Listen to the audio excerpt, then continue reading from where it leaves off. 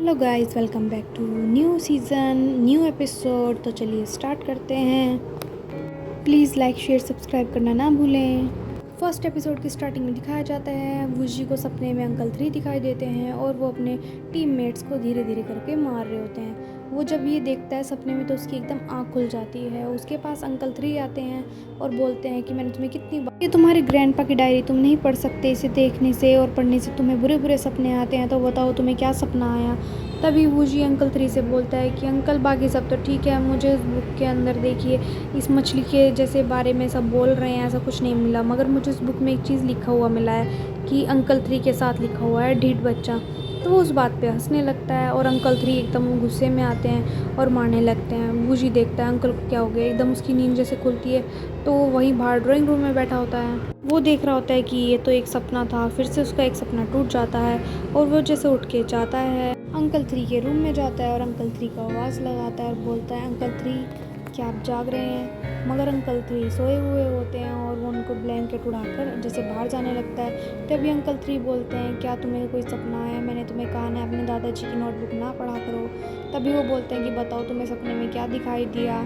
वो बोलता है कि मुझे कुछ नहीं दिखाई दिया और तभी कुछ खास नहीं बोल के वो बाहर चला जाता है। और अंकल 3 बोलते हैं कि नहीं, तुम मुझे अपने सपने के बारे में बता सकते हो, कोई दिक्कत तो है तो मुझे अंकल 3 से बोलता है कि मैं भी नहीं सो पा रहा हूँ और वो बाहर आकर बोलते हैं कि आप भी कुछ पियोगे। अंकल 3 बोलते हैं चलो कुछ पीने के लिए ले आओ। जैसे वो पूछता है कि मैं क्या ये ले आऊँ, तभी अंकल 3 एकदम उसको भूत जैसे बनते हुए दिखाई देने लगते हैं, जिससे वुजी डर जाता है और फिर से उसका एक और सपना टूट जाता है और वो उठता है और देखता है कि ये तो सपना था और वो बहुत डरा हुआ होता है और वो जैसे उठ के बाहर जाता है अंकल 3 को आवाज़ लगाता है और अंकल 3 तो वहाँ होते ही नहीं है। और वो फिर सपने में सोचता है वो ढीठ बच्चा कैसा लिखा हुआ था वहाँ पे, तो वो सोचता है और तभी उसके लैपटॉप पर एक ईमेल आता है और उस पर लिखा हुआ होता है अगर तुम्हें अपने अंकल को सही सलामत देखना चाहते हो तो हैनान आ जाओ। और वो तभी तुरंत अगली सुबह उठता है और जाता है हैनान के लिए तैयार हो जाता है। वूजी जैसे हैनान पहुँचता है और वहाँ पर टैक्सी का इंतज़ार करता है, तभी वहाँ पर एक बड़ी महंगी सी गाड़ी आती है और उसका एक ड्राइवर निकलता है और वो उसको चाबी देकर वहाँ से चला जाता है। वो बोलता है ये गाड़ी आप ही के लिए भिजवाई हुई है। जी गाड़ी उठा देता है और चल देता है और रास्ते में सोचता जाता है कि मुझे सपने में क्या दिखाई दिया था,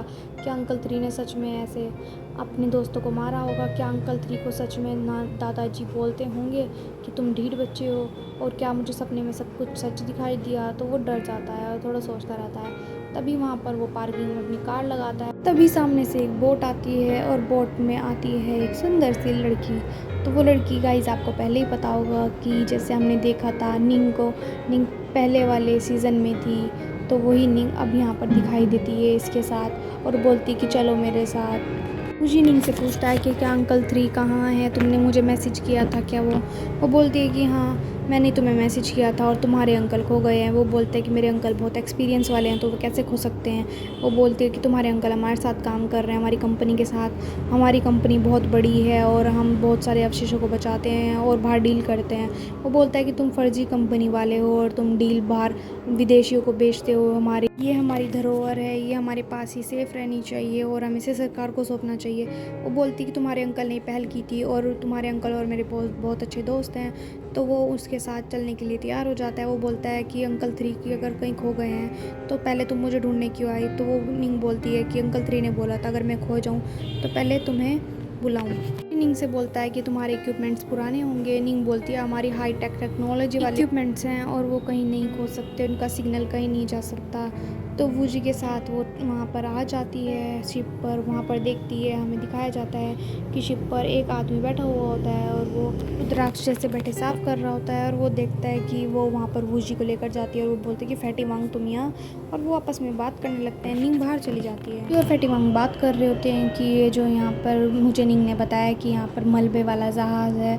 वूजी बोलता है कि हाँ मलबे वाला जहाज़ और मेरे अंकल लापता हो गए हैं, मैंने ढूंढने आया हूँ। वो बोलता है कि अच्छा यहाँ मलबे वाला जहाज़ नहीं, उसके नीचे कब्र है और पता है उसके अंदर शैन राजा थे, वो बहुत ही अमीर थे और उनके पास इतना पैसा था कि वो पूरे समुद्र के राजा बन सके। तो अब हम उसकी कब्र ढूंढेंगे और खुद अमीर बन जाएंगे। वूजी से बोलता है फैटी वांग कि देखो हम कितने अमीर होने वाले हैं। वूजी बोलता है कि देखो मेरे तो अंकल खो गए हैं, मैं उन्हें ढूंढने के लिए आया हूँ, मैं किसी कब्र को ढूंढने के लिए नहीं आया हूँ। वूजी सोचता है कि अंकल शायद उसी कब्र के बारे में सपने में जो दिखाई दिया क्या वो सच हो सकता है। फैटी वांग निंग की बुराई कर रहा था, तभी निंग बाहर से बोलती है कि तुम मोटे आदमी तुम मेरे बारे में बुराई नहीं कर सकते, क्या तुम मुझे जाल में फंसाने वाला सोचते हो? मैं ऐसी नहीं हूँ। तो वो बोलता है कि ऊपर आओ, डेक पर तुमसे बात करनी है। तभी अंगूजी से बोलता है कि देखा है हमारे पर कैसे निगरानी रखी हुई है और तुम्हें इससे बचकर रहना चाहिए, तुम्हारा पागल बना रही है। नींग से बोलता है कि तुमने मुझे पहले क्यों नहीं बताया कि नीचे कोई पानी में कब्र है, मकबरा है। तो नींग बोलती है कि क्या तुम्हारे अंकल ने तुम्हें बताया नहीं? दादाजी की नोटबुक में लिखा हुआ था कि एक मकबरा है और उसके अंदर बहुत सारा खजाना छुपा हुआ है, और अंकल 3 ने स्नेक आई वाली फ़िश का भी जिक्र किया था। तो उसको याद आता है कि हाँ, मैंने ऐसा कुछ पढ़ा था। तो वो बोलता है कि अंकल 3 उसी के लिए हमारे पास आए थे और बोल रहे थे कि मुझे वहाँ का रास्ता पता है, क्योंकि मैं भी उस टीम में शामिल था। पहले वहाँ पे जाना नहीं हो पाया, कुछ प्रॉब्लम्स आ गई थी, तो वे अब इस चीज़ को पूरा करने के लिए अब यहाँ पे मेरे पास आए थे और बोलने लगे मेरे बॉस से कि मैं तुम्हारा साथ दूंगा। तो वो अब वहाँ पर उसकी खोज के लिए गए हैं। वूजिनिंग से बोलता है कि तुमने मुझसे झूठ बोला और तुम मुझे अपने जाल में फंसा रही हो। वो बोलता है कि नहीं, सब कुछ क्लियर है, तुम्हारे सामने है, जैसा तुम्हारे अंकल ने चाहा वैसा ही किया। तभी वहाँ पर मिस्टर झांग आते हैं और वो बोल रहे होते हैं कि ये बोट पानी में नहीं चल सकती और यहाँ पर तूफान आने वाला है, तो इसमें बोट कैसे चलेगी, ये नाव डूब सकती है। तभी वो बोलता है कि अशुभ बातें बंद करो।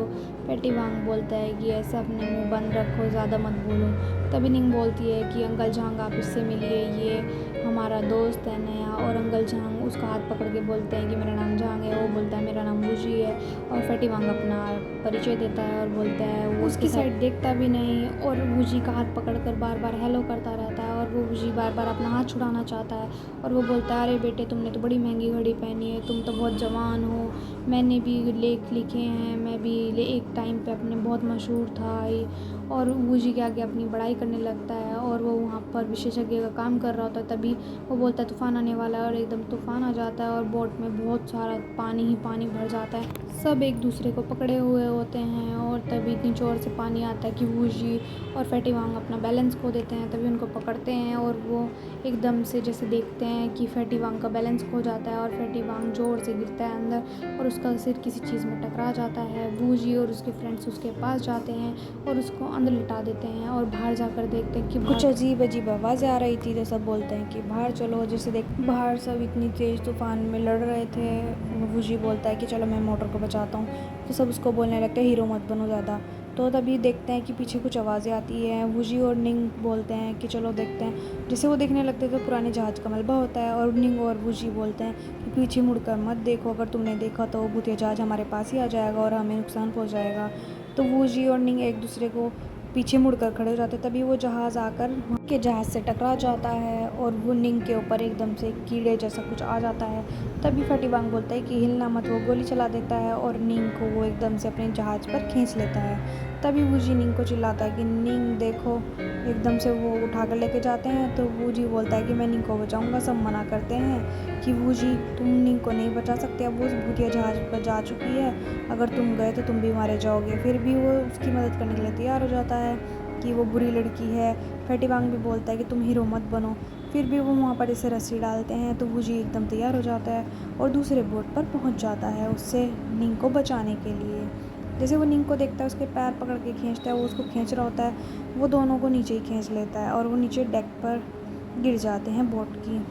और वहाँ पर देखता है कि निंग को उठाता है कि तुम यहाँ पर कैसे आए। निंग बोलती है कि तुमने मुझे बचाया क्यों। वो बोलता है कि मैं तुम्हारी मदद करना चाहता हूँ। तो वो बोलता है कि जैसे तुमने मेरी मदद की एक बार, मैं भी तुम्हारी ऐसे ही मदद करना चाहता हूँ।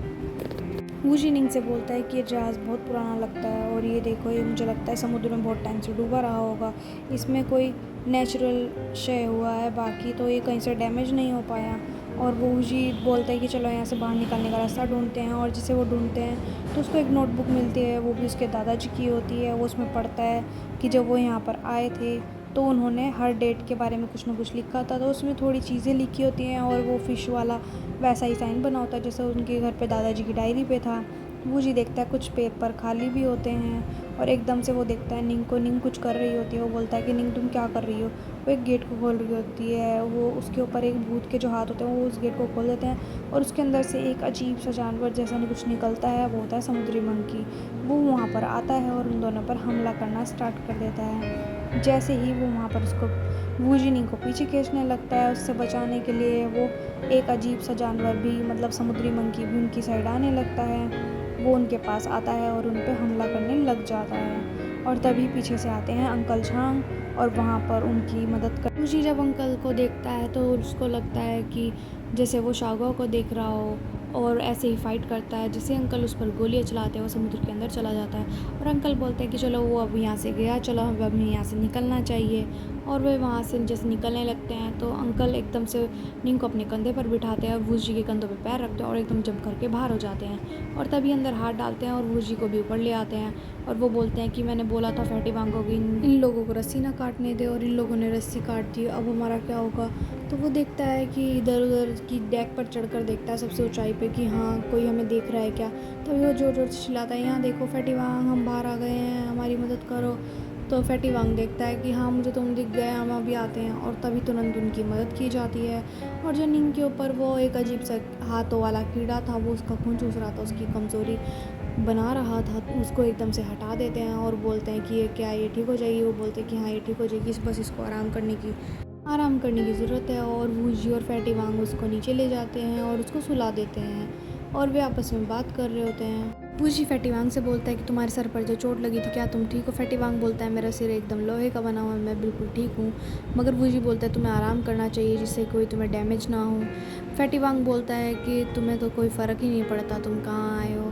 फैटी वांग वूजी को बोलता रहता है और फैटी वांग से वूजी बोलता है कि तुम सो जाओ, मैं 2 घंटे तुम्हारी रखवाली करूँगा और 2 घंटे तुम करना, तुम आराम से सो सकते हो। तो वूजी ऐसे बोलता है और फैटी वांग सो जाते हो। और अगले दिन हमें सुबह दिखाया जाता है वूजी को, वो एक बोट के किनारे पर बैठा हुआ एक बुक पढ़ रहा होता है अंकल 3 की। उस नोटबुक में पैरासेल द्वीप के बारे में लिखा हुआ था। तो वूजी को याद आता है जब वो छोटा था तो वो एक बार अपने अंकल को कह रहा था, अंकल अंकल मैं भी आपके साथ चलूँगा। वो एकदम से उनके पीछे जाते हैं, गिरने वाला हो जाता है। अंकल उसको संभालते हैं, वो बोलते हैं कि अगर मेरे पास बहुत बड़ा काम आया, अगर मैं नहीं गया तो तुम्हारी चाची भी तुम्हें नहीं मिलेगी। वूजी उस बात को सोचता है। वूजी जैसे उस बुक में आके खोलता है तो वहाँ पर भी एक स्नेक वाली फिश वैसी बनी हुई थी जो उसने घर पर देखी थी। तभी वो और पेज खोलता देखता है, उसके अंदर एक फ़ोटो निकलती है। ये ऐसे सबकी फ़ोटो देख रहा होता तभी उसमें एक लड़की की फ़ोटो देखता है बड़े गौर से, वो होती है उसकी चाची बहन। तो उसको पुराने टाइम में याद आता है। उसके अंकल कहते हैं कि तुम मेरे से अभी क्या नाराज़ हो, मैं तुम्हारी चाची के पास जा रहा हूँ, वो तो एक अच्छा सौदा हो सकता है। और वो बोलता है कि जब तुम्हारी चाची से मैं शादी कर लूँगा तुम्हारे बहुत सारे बहन भाई होंगे जो तुम्हारे साथ खेल सकते होंगे, प्लीज़ मुझे जाने दो। तभी वूजी बोलता है कि क्या मेरे चाची को लेके आओगे, क्या वो हमारे फैमिली मेम्बर बनने जा रही है। वो बोलता है हाँ। तभी वूजी देखता है कि उसमें शाओगा की फ़ोटो होती है। वो बोलता है कि शाओगा क्या हो सकता है पॉसिबल इस टाइम पे शाओगा। उसके मुंह से एकदम याद आ जाते हैं उसको। वो सोचता है कि शाओगा अंकल झांग हो सकते हैं। वो बोलता है कि नहीं ये पॉसिबल नहीं हो सकता। वूजी सोच रही होता है तभी पीछे से नींग आ जाती है और वो बोलती है कि तुमने मुझे बचाया बोट पर आकर। वो बोलता है कि नहीं मैं नहीं था, अंकल झांग थे। क्या तुम मुझे बता सकती हो कि अंकल झांग कहाँ से तुम्हें कैसे मिले। वो बोलती कि नहीं मुझे नहीं पता, ये मेरी कंपनी में पहले से ही काम कर रहे थे और वो एक विशेषज्ञ हैं, बस मुझे इतना ही पता है। वो कहती है अच्छा क्या तुम्हें पता है अंकल झांग ने हमारी कितनी मदद की थी बोट पर आकर। वो बोलती है मुझे नहीं पता कि अंकल झांग इतने भी काबिल हो सकते हैं। जिनिंग से पूछता है कि क्या तुम मुझे बता सकते हो मेरे अंकल कहाँ हैं, अब तुम सच बताना। वो बोलती है कि हाँ तुम्हारे अंकल का अपहरण हो चुका है, समुद्री डाकू जब तक वे समुद्री कब्र को खोज चुके थे उनके पास इक्विपमेंट्स भी हैं। और मगर मुझे लगता है कि अगर वे कब्र में पहुंच चुके होंगे तो वे बच गए क्योंकि उनके पास ऑक्सीजन सिलेंडर है। तो वूजी बोलता है क्या उनके पास इतनी लिमिटेड ऑक्सीजन है कि क्या वो अब तक जीवित रह सकते हैं। वो बोलती है कि तुम्हारे अंकल को मकबरों के बारे में अच्छे से पता है कि वहाँ पर सांस लेने के लिए बहुत अच्छे से जगह होती है और कोई दिक्कत नहीं होने वाली। तुम्हारे अंकल तुम्हें वूजी से बोलती है तुम्हारे अंकल पहले ही बहुत अच्छे से जानते थे वहाँ पे क्या होगा क्या नहीं, वो अपनी योजना के अनुसार चल रहे थे। वूजी को इस बात पे गुस्सा आ जाता है कि वो अपने आप नहीं गए और इतने में वो पीछे से बोलती है कि तुम बहुत ढीठ हो। और तभी इसी के साथ ये एपिसोड यहाँ ख़त्म होता है और मिलते हैं नेक्स्ट एपिसोड में। Thanks for